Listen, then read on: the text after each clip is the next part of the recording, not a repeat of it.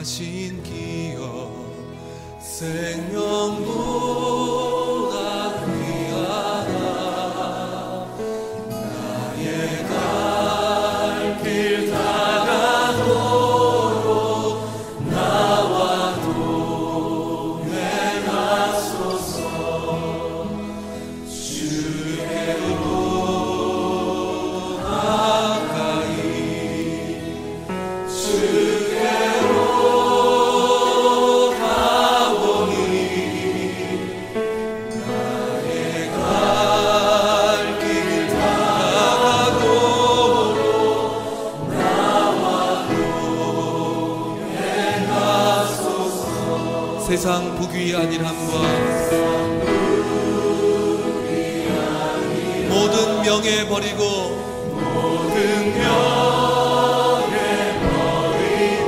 험한 길을 가는 동안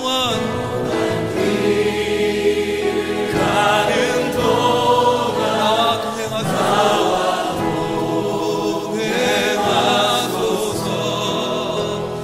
주께로 가까이 주께로 가오니 나의 갈 길 다가도록 나와 동행하소서. 어두운 골짜 지나가며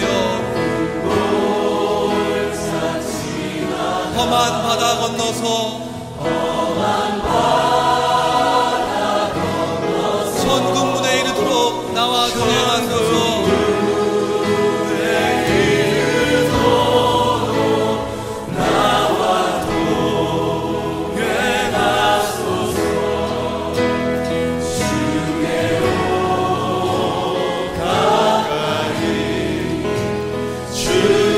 주께로 가오니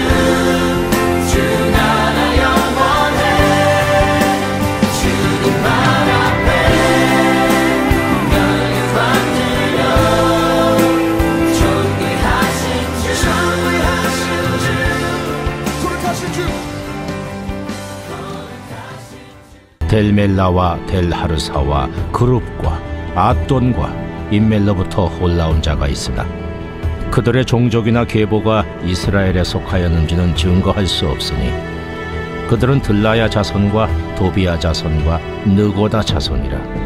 모두가 642명이요 제사장 중에는 호바야 자손과 학보스 자손과 바르실레 자손이니 바르실레는 길르앗 사람 바르실레의 딸 중에 하나로 아내를 삼고 바르실레의 이름으로 불린 자라. 이 사람들은 계보 중에서 자기 이름을 찾아도 찾지 못하였으므로 그들을 부정하게 여겨 제사장의 직분을 행하지 못하게 하고 총독이 그들에게 명령하여 우림과 둠밈을 가진 제사장이 일어나기 전에는 지성물을 먹지 말라 하였느니라.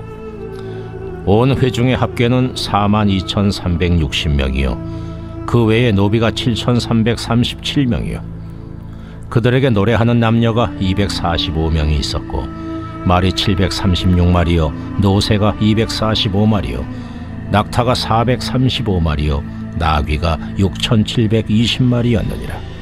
어떤 족장들은 역사를 위하여 보조하였고 총독은 금 1,000드라크마와 대접 50과 제사장의 의복 530벌을 보물곳간에 드렸고 또 어떤 족장들은 금 2만 드라크마와 은 2,200마네를 역사곳간에 드렸고 그 나머지 백성은 금 2만 드라크마와 은 2,000마네와 제사장의 의복 67벌을 드렸느니라. 이와 같이 제사장들과 레위 사람들과 문지기들과 노래하는 자들과 백성 몇 명과 느드님 사람들과 온 이스라엘 자손이 다 자기들의 성읍에 거주하였느니라.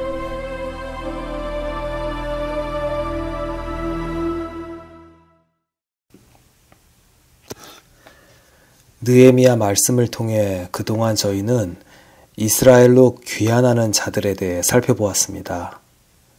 수룹바벨을 비롯한 12명의 지도자들 그리고 지역별, 자손별로 구분하여 한 사람 한 사람의 이름을 성경은 나열했었습니다. 성경에 기록될 만큼 모두가 소중하고 하나님께서 바라보시는 그러한 이름들인 것입니다. 그런데 오늘 말씀에는 앞에 열거된 사람들과는 다른 사람들, 즉 명단에 있어야 하는데 명단에 없는 자들에 대한 내용이 나옵니다. 61절에 델멜라, 델하르사, 그룹, 앗돈, 임멜 등의 지역에서 온 이들은 자신이 이스라엘 혈통임을 확인할 수 없었습니다. 특히 제사장 중에서 자기 이름을 찾아도 찾지 못한 자가 있다고 63절에 성경은 말합니다. 여기 언급된 호바야, 학코스, 바르실레 자손들은 예루살렘 기환자 명단에 포함된 제사장 가문의 사람들입니다. 그들은 제사장의 직무를 수행하고 있었지만 자신의 계보를 찾아 제사장 자격을 확인하지 못하여 그들은 직무를 수행할 수 없게 된 것입니다. 직무가 정지당하고 우림과 둠밈이라는 하나님의 뜻을 묻고 분별하는 도구를 지닌 제사장이 나타나기 전까지 지성물을 먹지 못하게 됩니다. 즉 제사장의 역할을 할 수 없게 된 것입니다. 이는 유대 공동체의 제사장에 대한 엄격한 기준을 보여주고 있습니다. 신앙 공동체 내에서는 권위와 역할이 하나님께서 정하신 규율에 기반하여 수행되어야 한다는 것을 알 수 있습니다. 하나님의 율법은 제사장 직분을 한 지파에 맡기셨고 이를 엄격하게 지킬 것을 명령하였기 때문에 그 말씀에 근거하여 누가 제사장이 되어야 하는지에 대한 검증을 거치고 있는 것입니다. 이는 개인의 능력에 대한 검증이기보다는 하나님 말씀에 기초한 분별의 과정이라고 할 수 있습니다. 그들이 하나님의 백성인지 아닌지, 그리고 하나님께 봉헌하는 제사장의 역할을 하기에 합당한지 아닌지 구별하고 있는 것입니다. 이러한 검증과 분별의 과정을 지금의 우리의 모습에 적용을 할 수 있을까요? 목회자를 세우는 일에 교회는 검증의 과정을 거치고 있습니다. 하지만 저는 교역자에 대한 말씀을 하려는 것이 아닙니다. 신약에서는 다음과 같이 말합니다. 베드로전서 2장 9절을 읽겠습니다. 너희는 택하신 족속이요 왕 같은 제사장이요 거룩한 나라요 그의 소유된 백성이니. 구약의 그것과 다르게 성경은 믿음의 백성인 저와 여러분을 제사장으로 부르고 있음을 알 수 있습니다. 그렇습니다. 저와 여러분은 우리의 삶의 터전에서 거룩한 제사장의 직분을 부여받았습니다. 저와 여러분은 택하신 족속이며 오늘 느헤미야 말씀으로는 하나님 계보에 적힌 자인 것입니다. 사랑하는 성도 여러분, 그렇다면 저희는 이러한 거룩한 제사장의 직분을 잘 감당할 수 있는지 스스로에게 질문을 하게 될 줄 믿습니다. 선지자가 하나님 편에서 그의 말씀을 전하고 선포하는 역할을 맡는다면 제사장은 우리 사람의 편에서 그들을 하나님께로 인도하는 역할을 맡습니다. 먼저 저희는 우리 자신의 신앙을 굳게 지켜야 할 것입니다. 그리고 또한 하나님 나라의 제사장으로 주변에 믿지 않는 이웃들, 하나님을 부정하는 이웃에게 다가가 그들을 하나님께로 인도하는 일을 잘 감당해야 할 것입니다. 우리의 가정, 직장, 삶의 터전에서 저희는 바로 목회자적인 삶을 살아야 함을 성경은 말하고 있는 것입니다. 그리고 베드로전서는 이어서 다음과 같이 말합니다. 이는 너희를 어두운 데서 불러내어 그의 기이한 빛에 들어가게 하신 이의 아름다운 덕을 선포하게 하려 하심이라. 그렇습니다. 제사장으로서의 직무는 어둠 가운데 있는 자들에게 하나님의 위대한 빛을 보여주어 그들로 하여금 하나님에게로 돌아오게 하는 것입니다. 그리고 이를 위해서는 저희가 하나님의 빛과 능력 가운데서 덕이 있는 삶을 살아야 할 것입니다. 자신이 어둠 속에 살고 있으면 절대로 하나님의 빛을 선포할 수 없기 때문이죠. 마태복음 5장 16절에 예수님은 다음과 같이 말씀하셨습니다.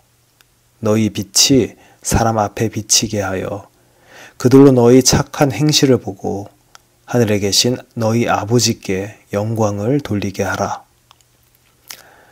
저와 여러분은 선한 행실을 통하여 잃어버린 자들에게 다가가 그들을 감동시키고 그래서 그들로 하여금 이를 가능케 하신 하나님을 바라보게 하여 그들도 하나님께 영광을 돌리게 해야 할 것입니다. 바로 이것이 지금 저희에게 주어진 제사장의 역할일 것입니다. 자, 그러면 느헤미야 시대와는 다르게 저와 여러분, 하나님의 백성은 제사장의 역할을 부여받았습니다. 다시 말해 모든 하나님의 백성은 이 땅에서의 제사장의 역할을 부여받고 그 제사장의 임무를 지니게 된 것입니다. 하지만 이것이 결코 쉽지 않습니다.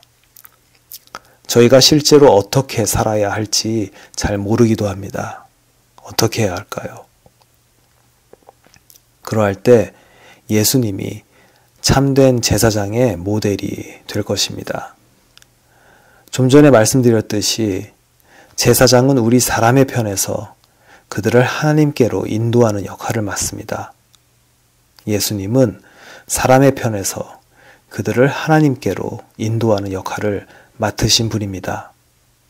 하지만 아이러니하게도 사람들에게 버림을 받으셨습니다. 그는 핍박을 받고 죽임을 당했습니다.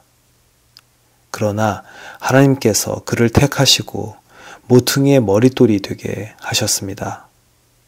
사랑하는 성도 여러분, 저와 여러분은 예수님처럼 쓰임을 받아야 할 줄 믿습니다. 자신을 내어놓는 희생과 헌신, 그리고 자기 자신보다도 다른 이를 사랑하는 마음을 가지고 하늘나라에 충실한 일꾼이 되길 소망합니다. 이 땅에서 예수님을 롤모델로 따르는 온전한 제사장의 역할을 수행하는 저와 여러분 되시길 간절히 소망합니다. 이제 말씀의 후반부를 살펴보겠습니다.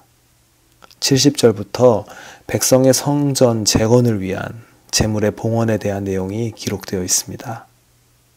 71절과 72절에 어떤 족장들은 금 2만 드라크마와 은 2200만회를 역사 곡간에 드렸고, 또 나머지 백성은 금 2만 드라크마와 근 2000만회와 제사장의 의복 67벌을 드렸다고 성경은 기록하고 있습니다.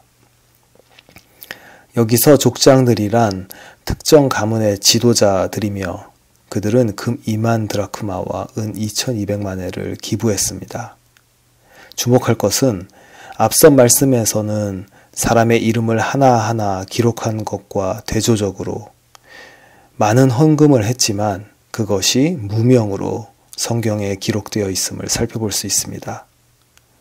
어떤 족장은 금 2만 다릭을 내었다고 말하고 있는데 이는 금 170kg에 해당하는 것으로 1500만 불에 해당합니다.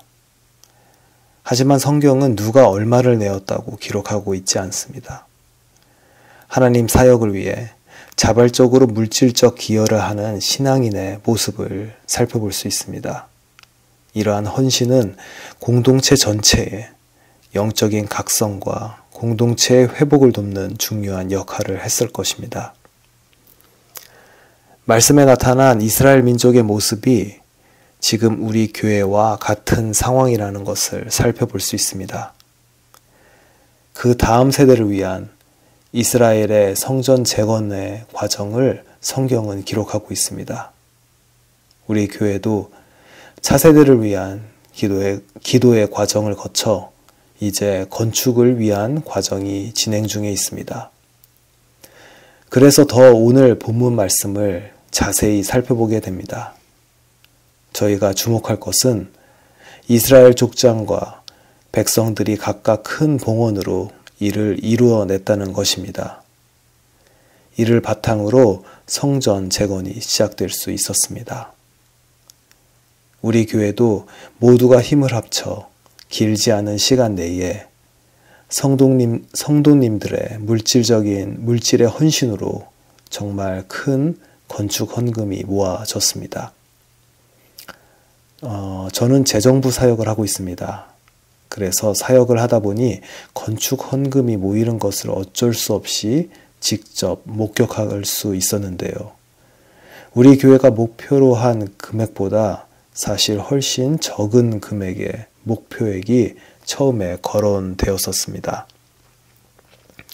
사실 그 당시에 저를 포함한 몇몇 분들은 지금보다도 적은 그 금액도 우리 교회가 헌금을 하기란 쉽지 않을 거라 예상을 했었습니다. 하지만 이후에 건축 비용이 더 필요할 것을 예상하고 헌금 목표액을 지금의 기준으로 높였었는데 결국 우리 교회는 이 높아진 목표액보다 더 많은 헌금을 모금하게 되었습니다. 하나님 나라의 일에 저희가 사람이 리밋을 둔다는 게 얼마나 어리석은 일인지 생각하게 되는 부분이었습니다. 정말로 우리 교회 성도님들이 개개인의 어려운 상황 가운데서도 결단하시고 동참하셔서 건축을 위한 봉헌을 하셨고 더욱이 거의 모든 성도님들의 참여로 지금까지의 건축 헌금 모금이 이루어져 왔습니다. 이를 생각할 때 우리 교회는 정말로 하나님을 섬기고 그의 뜻에 귀를 기울이며 전진하는 교회라는 것을 다시 한번 알게 되었습니다. 우리 교회의 앞으로의 나아갈 길에 대한 확신을 갖게 되는 계기가 되었습니다. 재정의 흐름이 모든 것을 말해주지는 않지만 개인의 신앙의 방향과 삶의 프라이어리티를 나타내는 척도가 된다는 것은 부정할 수 없을 것입니다. 하나님 나라에 헌신하고 그의 사역에 함께 동참하는 하나님의 백성이 우리 교회에 계시기 때문에 분명 우리 교회는 앞으로 하나님이 이끄시는 복음 사역에 온전히 사용받게 될 것을 확신합니다. 때로는 교회 안에서 어려움이 있을 수 있으나 그럼에도 불구하고 묵묵히 하나님 나라를 위하여 헌신하시고 봉헌하는 성도들이 있기 때문에 저희는 앞으로도 하나님 나라의 일을 능히 감당할 수 있으리라, 온전히 이루어낼 수 있으리라 확신할 수 있었습니다. 말씀을 맺습니다. 저와 여러분은 믿지 않는 자들, 그들을 하나님께 이끄는 제사장의 역할을 부여받았습니다. 삶의 터전에서 맡기신 바 제사장의 역할을 충실히 감당해내는 저와 여러분 되기를 소망합니다. 저희의 착한 행실을 통해 주변 사람들에게 감동을 주고 그들이 하나님 바라보기를 소망합니다. 또한 하나님 나라의 사역을 위해 헌신과 물질의 봉헌을 아끼지 않는 성도님들께 존경을 표합니다. 동시에 우리의 마음을 먼저 감동케 하시고 이끄시는 분은 바로 하나님임을 고백합니다. 우리의 본이 되시는 예수님을 따르며 그를 닮아가는 삶을 살아가는 그러한 교회가 되기를 주님의 이름으로 축복하며 간절히 소망합니다. 아멘. 오늘 말씀을 기억하며 함께 기도하시겠습니다. 먼저 저와 여러분을 위해 희생과 사랑의 본이 되어 주신 예수님을 높이며 감사와 찬양의 기도를 드립니다. 그 희생과 사랑의 마음을 품고 하늘나라의 일꾼이요 세상을 향한 제사장이 되기를 간구합니다. 구주 사랑의 축제를 준비하며 믿지 않는 주변의 사람들에게 다가가 행동하는 자가 되기를 간구합니다. 예수님의 마음을 품고 세상에 나아가길 소원하는 간구의 기도를 함께 드리시겠습니다.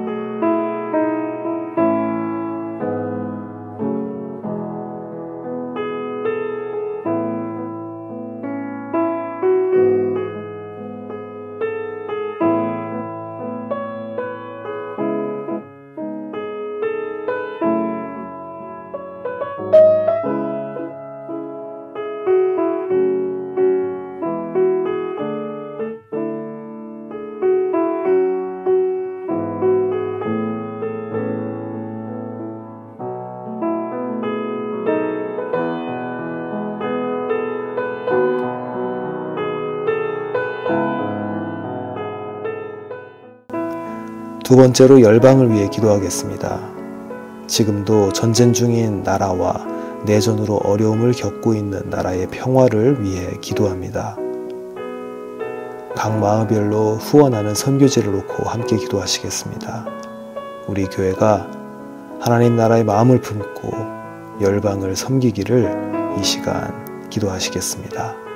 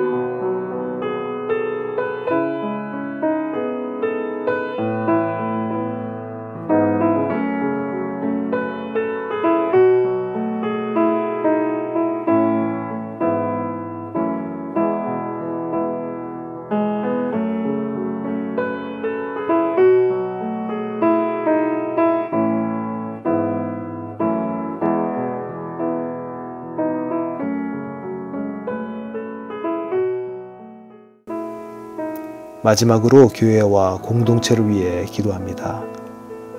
우리 교회가 하나님 나라를 위하여 온전히 사용되기를 기도합니다. 진행 중인 건축 과정을 통해 하나님께서 일하시고 이끄심을 저희 모두가 경험하기를 간구합니다. 성도님들 중에 육신의 어려움과 마음의 연약함으로 고통 중에 있는 분들의 치유와 회복을 위해 하나님의 은혜를 간절히 바라며 함께 기도하시겠습니다.